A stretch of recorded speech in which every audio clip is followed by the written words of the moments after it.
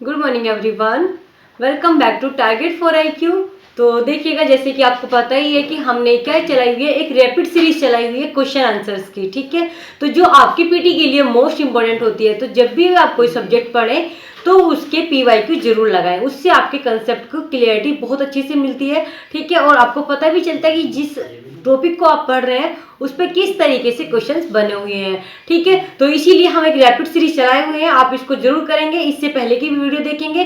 ठीक है, इससे पहले मैंने आपको बहुत सारी वीडियो करा रखी है, IPC की भी और कॉन्स्टिट्यूशन की भी, आप दोनों को ही देखेंगे। ठीक है, तो आज ये आपका इसकी नेक्स्ट सीरीज है जो हम 101 से शुरू करने वाले हैं। ये टॉप 50 क्वेश्चन है आज के भी। तो चलिए स्टार्ट करते हैं। और आप भी क्या करेंगे, इसको अपने साथ जब भी आप करने बैठे साथ साथ में अपना स्कोर भी करें, मेरे से पहले आंसर लगाएंगे और देखेंगे कि आपका कितना सही है और कितना गलत है, और जो भी आपका स्कोर होगा उसको जरूर आप कमेंट बॉक्स में लिखेंगे। ठीक है, आगे देखेंगे हम यहाँ पे कि विच आर्टिकल, आज का पहला क्वेश्चन है। ठीक है, विच article of the Indian constitution declare supreme court है कोर्ट ऑफ रिकॉर्ड। बात करते हैं कि कौन सा आर्टिकल आपका सुप्रीम कोर्ट को बताता है कि सुप्रीम कोर्ट भी क्या है, आपका कोर्ट ऑफ रिकॉर्ड है। तो ये इसका आंसर हो जाएगा 101 का डी।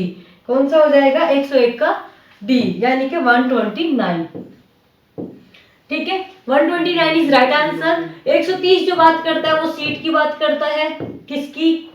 SC की, सुप्रीम कोर्ट की। 126 एक्टिंग चीफ जस्टिस की बात करता है, अपॉइंटमेंट की, एक्टिंग चीफ जस्टिस। और अगर हम बात करते हैं 127 किसकी बात करता है? अपॉइंटमेंट एडहोक जज की, एडहोक जज। ठीक है, इनके साथ में आप इनको भी रिलेट करते पढ़ेंगे, चारों ऑप्शंस को जरूर ध्यान देंगे। ठीक है, जो सेक्शन वाइज आर्टिकल वाइज होते हैं उनको तो जरूर देखेंगे कि मिनिमम नंबर ऑफ जजेस of supreme court who must sit together. अगर कॉन्स्टिट्यूशन बेंच होनी है तो कितने जजेस का होना बहुत आवश्यक होता है, तो वहां पर हम देखेंगे, उसका है आपका राइट आंसर 5। ठीक है, क्या है? 5। ठीक है, 5 जजेस का होना बहुत जरूरी होता है। बात करेंगे कि जो हमारा सुप्रीम कोर्ट होता है, ठीक है, जो सुप्रीम कोर्ट है आपका, उसके पास कौन कौन सा जुरिडिक्शन होता है, तो देखिएगा, ओरिजिनल भी होता है, अपीलेट भी होता है और एडवाइजरी भी होता है। तीनों तरीके का होता है। Right answer is D. 104 के बारे में बात करेंगे। 104 में क्या दिया गया है कि विच आर्टिकल ऑफ द कॉन्स्टिट्यूशन, ठीक है, supreme court of India exercise advisory jurisdiction. ठीक है, कि कौन सा आर्टिकल एडवाइजरी जुरिडिक्शन की बात करता है सुप्रीम कोर्ट की, तो राइट आंसर हो जाएगा इसका 143। ठीक है, 143 में आपका क्या बताया हुआ है? एडवाइजरी जुरिडिक्शन बताया हुआ है। 141 को किस नाम से जानते हैं? प्रेसिडेंट।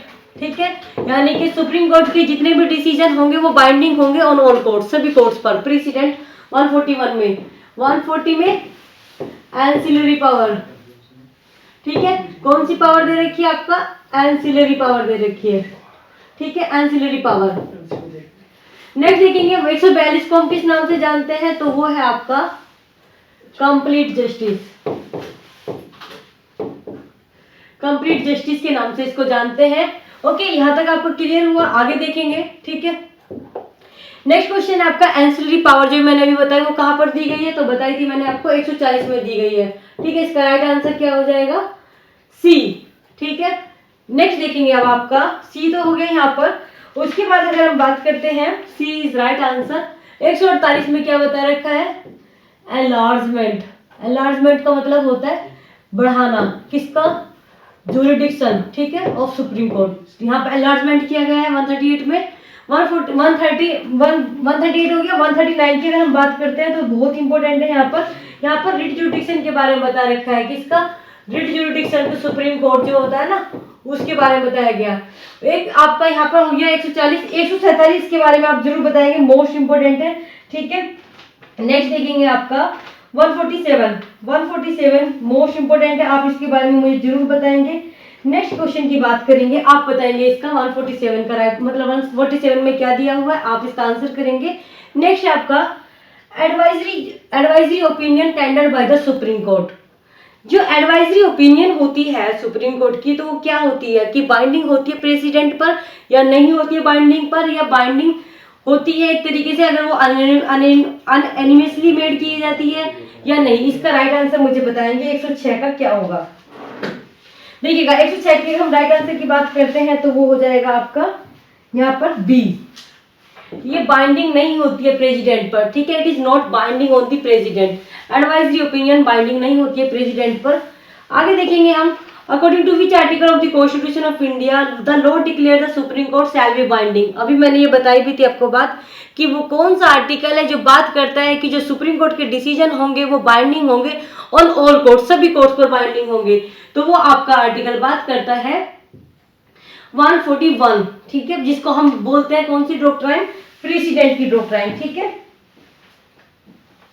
आगे देखेंगे ये आपका हम बात कर रहे थे तो 141 इसका सही आंसर हो जाएगा, ठीक है। अगर हम बात करते हैं तो एसएलपी कहां पर दी गई है, आपका एसएलपी दी गई है 136 में, ठीक है। एसएलपी कहां पे दी गई है, 136 में एसएलपी है, स्पेशल लीव टू पिटीशन हो जाती है। 123 किसके बारे में बात करते हैं, मोस्ट इंपोर्टेंट है, पता होना चाहिए आपको, ठीक है। आगे हम बात करें अगर आपका नेक्स्ट है, ठीक है, 137, ये दोनों आर्टिकल आप जरूर मुझे कमेंट बॉक्स में बताएंगे। मैंने आपको बता दिया 136 141 बता दिया, 137 बहुत इंपॉर्टेंट है, पता होना चाहिए, रिव्यू की बात करता है, ठीक है। आप मुझे बस 123 बताएंगे क्योंकि 123 मैं कई बार आपको पढ़ा चुकी हूँ, ठीक है, किसकी पावर दे रखी है और क्या पावर दे रखी है। यहाँ पर बात करेंगे क्यूरेटिव पिटीशन कि क्यूरेटिव पिटीशन हमारा कौन से उसमें इवॉल्व हुआ है, कौन सा आर्टिकल में इवॉल्व हुआ है, तो इसका राइट आंसर हो जाएगा 108 का। अगर हम बात करते हैं तो राइट आंसर इज डी, ठीक है। क्या हो जाएगा राइट आंसर, डी, ठीक है। 142 में इसका दिया हुआ है, 136 में एसएलपी बता दी, 143 में हमने, ठीक है। अगर हम बात करते हैं एसएलपी, ठीक है, 143 में आपका भी मैंने बताया था एडवाइजरी जुडिक्शन आता ही है आपका, ठीक है, एडवाइजरी जुडिक्शन। और 32 आपका रिट जुडिक्शन की बात करता है, रिट्स आती है इसमें। आगे देखेंगे इसका, under article of the constitution India the supreme court India में मेक टेक रूल्स, यानी कि कौन से आर्टिकल में रूल्स बनाए जाते हैं बाय द सुप्रीम कोर्ट, कौन सा आर्टिकल में रूल बनाए जाते हैं, बहुत इंपॉर्टेंट है, आप इसको बताएंगे मुझे, ठीक है। तो 109 का राइट आंसर इज सी, 109 का राइट आंसर क्या हो जाएगा आपका, सी। कहां पे बता रखे हैं, 145 में रूल मेकिंग पावर दे रखी है आपका, किसकी, सुप्रीम कोर्ट की पावर दे रखी है, ठीक है। आगे हम बात करेंगे यहाँ पर नेक्स्ट, देखिएगा the prohibition regarding discussion parliament regard to conduct of any जज of the supreme court, most important आपका ये आर्टिकल भी और क्वेश्चन भी है, ठीक है, कि द प्रोहिबिशन मना किया हुआ है किस चीज के रिगार्डिंग, कि पार्लियामेंट में डिस्कस नहीं होंगे किस चीज का, कि कंडक्ट ऑफ एनी जज ऑफ द सुप्रीम कोर्ट और हाई कोर्ट, ठीक है, इन discharge of his duty is contain in article, कि जब आपका हाई कोर्ट के या सुप्रीम कोर्ट के जज जो भी हैं, एक तरीके से क्या किया जा रहा है, उनके कंडक्ट को पार्लियामेंट में डिस्कस नहीं किया जाएगा। ये कौन सा आर्टिकल कहता है, बहुत इंपॉर्टेंट है, आप इसको मुझे जरूर बताएं, ठीक है। क्वेश्चन नंबर 110, इसका राइट आंसर हो जाएगा 121, ठीक है। 121 को आप जरूर पढ़ें, इंपॉर्टेंट है, याद रखेंगे इसको। 121 में बता रखा है, 121 में तो ये 124 में क्या है, 124 में आपको पता है सुप्रीम कोर्ट के गठन के बारे में बात की गई है। और 211 में अगर हम बात करते हैं तो यहाँ पर रेस्ट्रिक्शंस दी गई है, किसकी, 211 में रेस्ट्रिक्शन है, restriction on discussion in legislature, यहाँ पर लेजिस्लेचर में, ठीक है, हाँ, पार्लियामेंट में मना किया गया 211 में, 121 में, और 211 में रेस्ट्रिक्शंस दी गई है कि लेजिस्लेचर में डिस्कस नहीं होगा, ये बात करते हैं। 124 में सुप्रीम कोर्ट के गठन की बात की गई है, ठीक है। आगे देखेंगे इसका नेक्स्ट क्वेश्चन, यहाँ पर मैच करना है आपको, ठीक है, कि कौन सा आर्टिकल में दिया गया है। देखिएगा 111 में अगर हम बात करते हैं 129, 131, 132, 136, देखिएगा अगर हम 131 की बात करते हैं ओरिजिनल जुरिडिक्शन में, कोर्ट ऑफ रिकॉर्ड 129 में आता है, ठीक है, ध्यान रखेंगे क्या, 129 में कोर्ट ऑफ रिकॉर्ड की पावर हो गई, 131 में ओरिजिनल हो गया, 136 में आपका स्पेशल लीव भी बोलते हैं और इसको हम एसएलपी भी बोलते हैं, स्पेशल लीव टू पिटीशन भी बोलते हैं, एंड 132 में हमारा अपीलेट जुरिडिक्शन है। अभी हमने पढ़ा भी था ना कि ओरिजिनल भी होता है, रिविजनल भी होता है, अपीलेट भी जुरिडिक्शन होता है, सुप्रीम कोर्ट के पास सारी पावर यहाँ पे दे रखी है, तो इसका आप इस तरीके से मैचिंग कर लेंगे, इंपोर्टेंट आर्टिकल है ये। 111 के बाद क्वेश्चन नंबर 112 पे चलेंगे हम, ठीक है। एक तरीके से यहाँ पर बात की गई है कि किस आर्टिकल में बोला गया है कि रिटायर्ड जज जो है हाई कोर्ट के वो अपॉइंट हो सकते हैं और सिट हो सकते हैं, ठीक है, एंड एक्ट कर सकते हैं जज ऑफ अ हाई कोर्ट। तो यहाँ पर रिटायर्ड जज के बारे में बात की गई है कि वो हाई कोर्ट के जज की तरह काम कर सकते हैं, तो किस आर्टिकल में कर सकते हैं उसको देखेंगे यहाँ पर।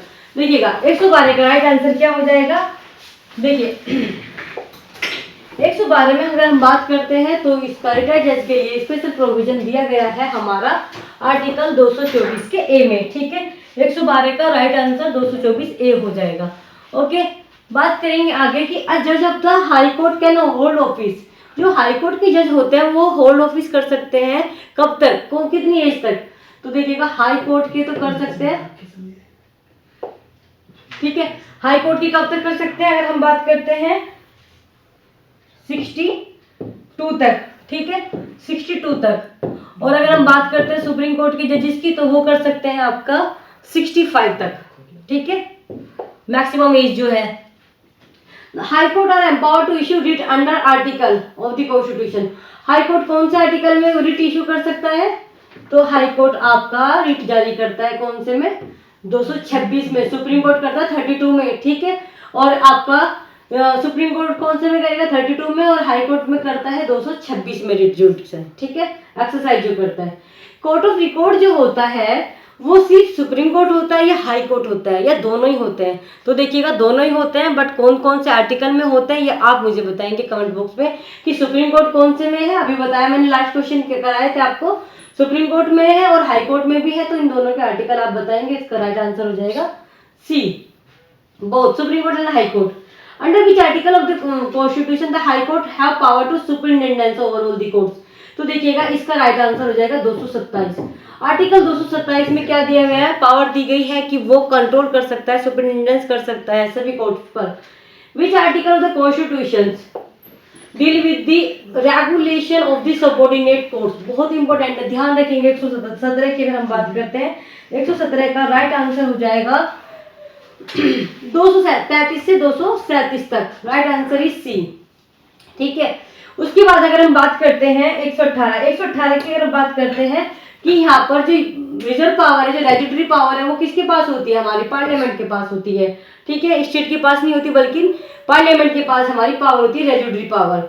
क्रिमिनल प्रोसीजर जो है हमारा वो किस चीज, कौन सी सब्जेक्ट की, मतलब लिस्ट का सब्जेक्ट है, जो हमारे 7 शेड्यूल में लिस्ट बता रखी है, 3 कौन कौन सी बता रखी है, यूनियन, स्टेट एंड कंकरेंट, ठीक है। तो आप बताएंगे कि इसमें कौन सी लिस्ट में आता है क्रिमिनल प्रोसीजर।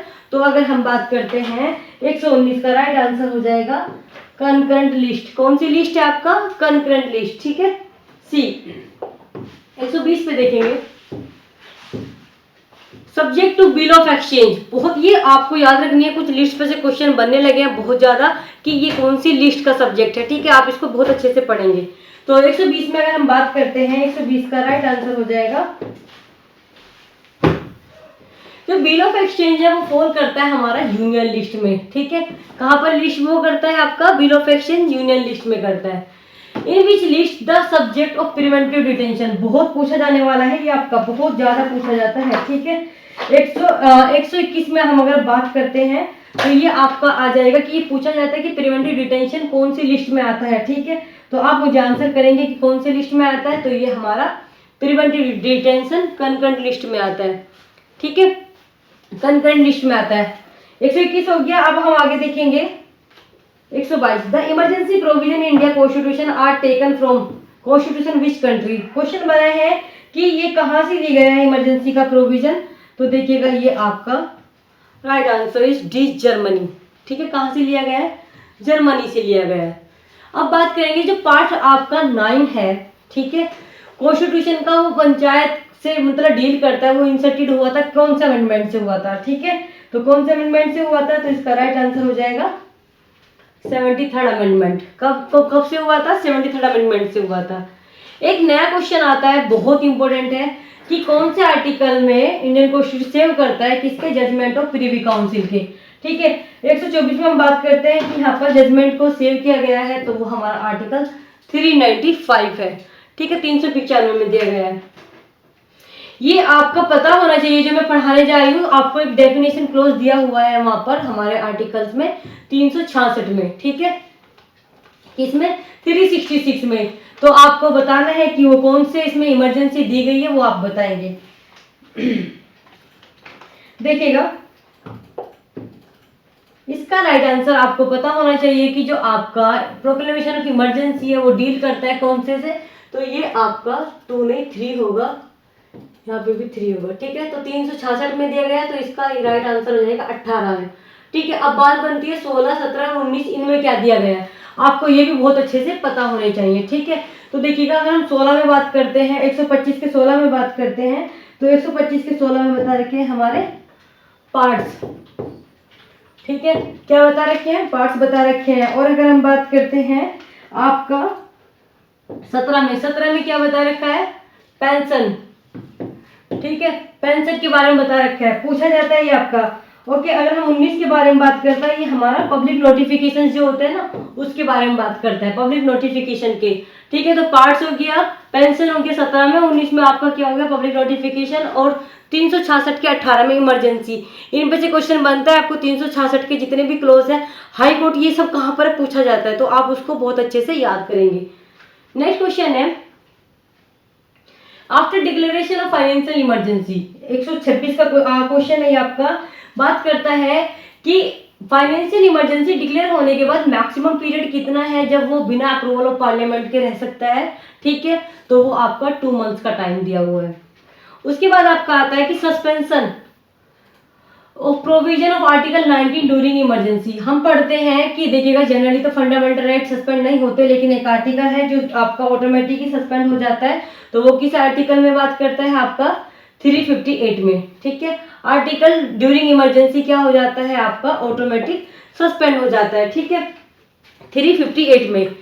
आगे देखेंगे हम, एक सेकेंड,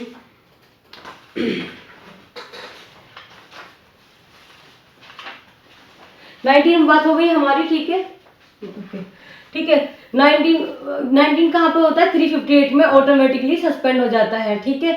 आगे देखेंगे 361 में क्या बता रखा है, मैं बता देती हूँ। 361 में आपके राज प्रमुख हो गए, ये सब हो गए, प्रोटेक्शन दे रखी है किसको, प्रेसिडेंट को, ठीक है, गवर्नर्स को, राज प्रमुख को, ठीक है। यहाँ पर इसको क्या दी गई है, प्रोटेक्शन दी गई है। और 352 में आपकी नेशनल इमरजेंसी आई जाती है, वही पता है। 355 में क्या होता है आपका, 355 में मोस्ट इंपोर्टेंट है, ड्यूटी होती है यूनियन की, किस चीज की, यूनियन की, वो प्रोटेक्ट करेगा स्टेट को, ठीक है। इस तरीके आपको सारे आर्टिकल डिस्कस करने हैं।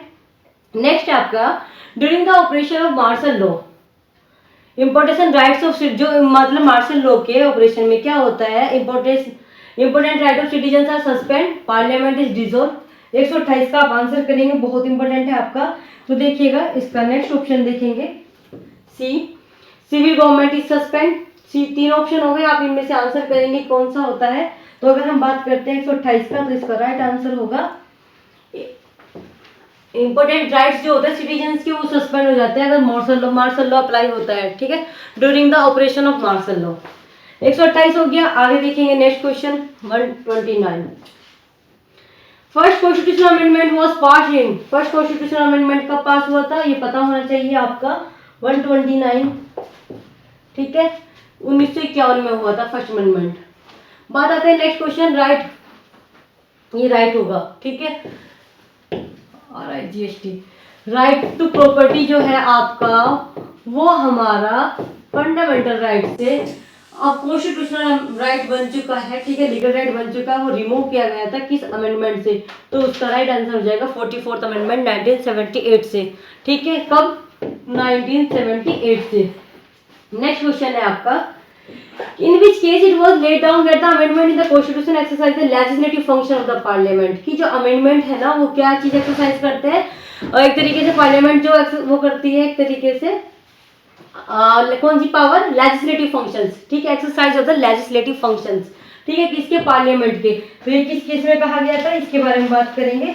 तो इसका राइट आंसर हो जाएगा गोलकनाथ, ठीक है, कौन सा हो जाएगा, Golaknath, okay, Golaknath is right answer, Golaknath versus state of Punjab, ठीक है, कि amendment in the constitution exercise legislative function of parliament, इस केस में हेल्ड हुआ था।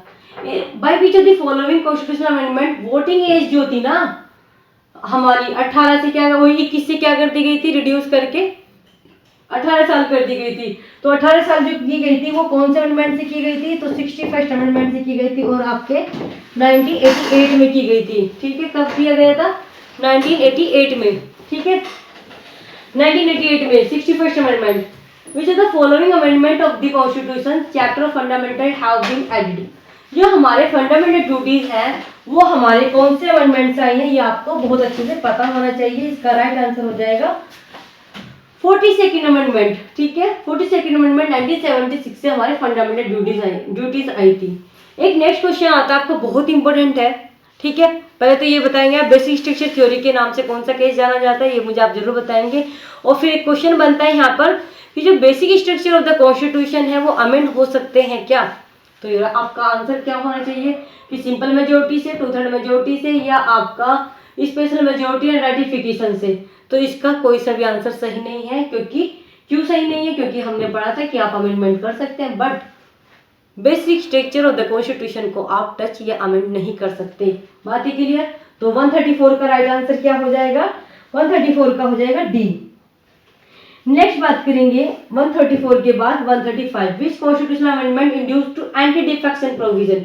जो ये एंटी डिफेक्शन प्रोविजन कौन से अमेंडमेंट से आया था, तो ये आपका राइट आंसर हो जाएगा 52nd अमेंडमेंट। ठीक है, कौन सा अमेंडमेंट है आपका, 52nd अमेंडमेंट।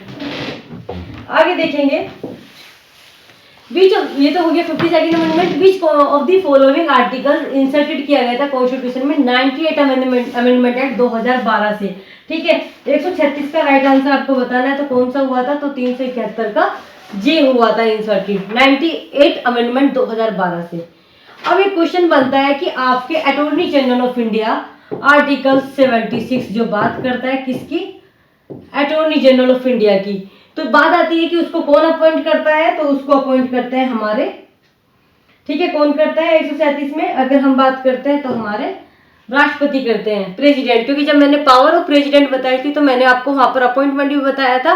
ठीक है, उस वीडियो को भी आप जरूर देखेंगे कि क्या पावर है प्रेसिडेंट की, उस पर से क्वेश्चन बनते हैं। अटॉर्नी जनरल, एक मिनट आगे देखेंगे, attorney general hold office till the pleasure of, कि अटॉर्नी जनरल जो होते हैं वो अपने पद को धारण करते हैं कब तक, तो वो धारण करते हैं प्लेजर ऑफ द प्रेसिडेंट। किसके प्रसाद पर वो पद धारण करते हैं, तो प्रेसिडेंट के। 138 का राइट आंसर हो जाएगा सी। Under which article of the Constitution the Attorney General has right to take part and speak in the Parliament proceeding? Most important है, यहाँ पर बनता है आपका कि कौन से उसमें अगर हम बात करते हैं, ठीक है, तो कौन से वाले आर्टिकल में पार्लियामेंट में स्पीक करने का, प्रोसीड करने का, पार्ट करने का अधिकार दे रखे हैं अटॉर्नी जनरल को, तो वो आर्टिकल हो जाएगा 88। ठीक है, कौन सा आर्टिकल है आपका 88। ओके, फाइनेंस कमीशन हमारा कौन सा सेक्शन, कौन सा आर्टिकल में दिया गया है, कहाँ पे प्रोवाइडेड है, तो इसका राइट आंसर हो जाएगा बी, 280 में दिया हुआ है। ठीक है, 280 में right to vote in election of parliament is, जो हम राइट टू वोट करते हैं वो हमारा कैसा अधिकार है, तो ये हमारा लीगल राइट की कैटेगरी में आता है। नेक्स्ट करेंगे कि following statement the constitution provides for the establishment of public service commission.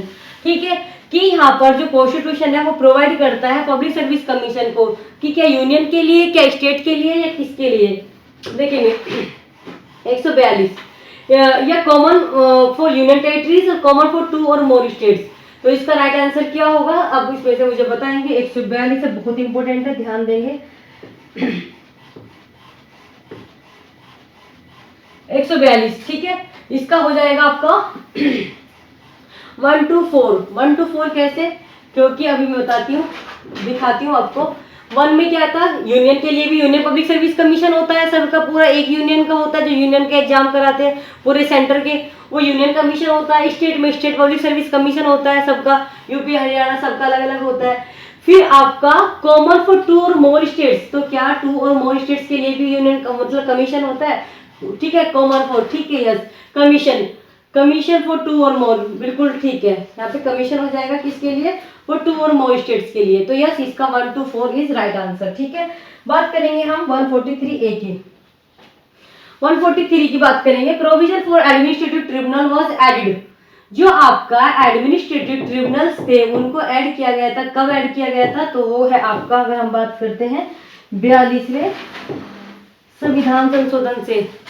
ठीक है, 42nd अमेंडमेंट से। तो इसका राइट आंसर अगर हम बात करते हैं तो वो हो जाएगा A. Constitution of India was adopted in, बहुत इंपॉर्टेंट है ये, तो आपको हर किसी को पता होगा। ठीक है, 144 का कि कॉन्स्टिट्यूशन ऑफ इंडिया जो अडॉप्ट हुआ था वो कब हुआ था, ये प्रेम्बल में डेट भी लिखी गई है 26 नवंबर 1949 को। ठीक है, नेक्स्ट क्वेश्चन आपका आता है कि कौन सा पार्ट है कॉन्स्टिट्यूशन का जो डील करता है finance, property and contract and suit से। ठीक है, 145 में आप आंसर करेंगे कौन सा है। तो ये हो जाएगा आपका फाइनेंस एंड प्रॉपर्टी से जो डील करता है हम बात करेंगे, तो इसका राइट आंसर हो जाएगा ठीक है 12, फाइनेंस, प्रॉपर्टी एंड कॉन्ट्रैक्ट्स के बारे में बात की गई है। ठीक है, नेक्स्ट देखेंगे हम आर्टिकल 279 किसके बारे में बात करता है। 146 का राइट आंसर हो जाएगा क्या, कैलकुलेशन ऑफ नेट प्रोसीड। जो भी हमारा यहाँ पर बात करते हैं 146 का right answer is B, calculation of net proceed. ठीक है, 279 में आगे देखेंगे आपका 147 में बता रखा है कि of the total number of members goods and service tax council constitute the quorum of its meeting. जो इसका कोरम होता है उसमें कितना होना जरूरी होता है। 147 में अगर हम बात करते हैं तो इसमें राइट आंसर होगा हाफ, कितना, हाफ। ठीक है, ये वाली बात आती है। उसके बाद नेक्स्ट देखेंगे मैचिंग का क्वेश्चन आता है आपका कि कौन सा आर्टिकल किस चीज से डील करता है। अगर हम बात करते हैं 39A 148। ठीक है, देखेंगे यहाँ पर अगर आप बात करते हैं, देखिएगा 39A किसके बारे में बात करता है, फ्री लीगल एड की। 44 यूनिफॉर्म सिविल कोड की। 50 आपका सेपरेशन की बात करता है। 213 हमारा ऑर्डिनेंस की पावर की बात करता है, गवर्नर की। ठीक है, किसकी पावर, गवर्नर की पावर की बात करता है। ठीक है, यहाँ तक आप इसको मैच कर लेंगे तो आपका ए का क्या हो गया, 4 हो गया। ठीक है, और बी का हो जाएगा 1। ठीक है, और सी का हो जाएगा 2 एंड 50 का हो जाएगा आपका 3। तो इसका राइट आंसर हो जाएगा 148 का सी। ठीक है, आगे देखेंगे 149 article 340 of constitution deal with the. जो हमारा आर्टिकल 340 है वो डील करता है किससे, बैकवर्ड क्लासेस कमीशन से। ठीक है, किससे, बैकवर्ड क्लासेस कमीशन से। एंड लास्ट क्वेश्चन आपका बनता है कि जो हमारी कॉन्स्टिट्यूशन में कंकरेंट लिस्ट बोरो की गई थी तो वो कहाँ के संविधान से ली गई थी। तो इसका राइट आंसर हो जाएगा 150 का सी। क्या हो जाएगा, 150 का ऑस्ट्रेलिया, सी। ठीक है, राइट आंसर इज सी। तो चलिए आज हमने क्या किया है, 250 क्वेश्चंस आपके कर लिए हैं कंप्लीट। जो आपका क्या बताता है कि आपको क्या करना है, पूरा पढ़ना है, पूरा देखना है, उसके बाद ये देखना है कि आपका स्कोर कितना होता है। ठीक है, and thank you so much for watching this video. Thank you.